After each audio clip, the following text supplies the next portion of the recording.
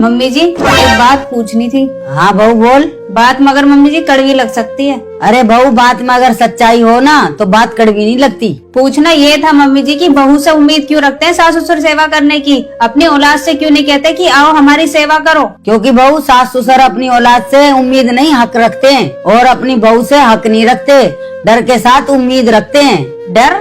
हाँ बहू डर इस बात का, अगर बहू ने इस घर को अपना नहीं माना तो घर टूट जाएगा। तो फिर क्या मम्मी जी पराया होना गुनाह है? अरे नहीं बहू, पराया होना गुनाह नहीं है, लेकिन परायेपन में जीना बहुत दुखदाई होता है। फिर सास ससुर की सेवा का बोझ सिर्फ बहू पे ही क्यों है मम्मी जी?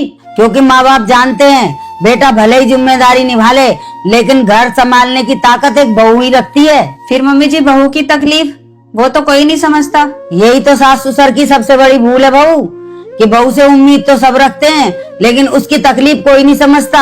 और अगर बहू को ही बेटी माना जाए तो? सही कहा बहू, जिस घर में बहू को बेटी मानते हैं ना वो घर नहीं मंदिर बन जाते हैं, वहाँ खुद ही सेवा हो जाती है, मांगनी नहीं पड़ती। आज आपने मम्मी जी मेरी बात का नहीं पूरे समाज को इस बात का जवाब दे दिया है।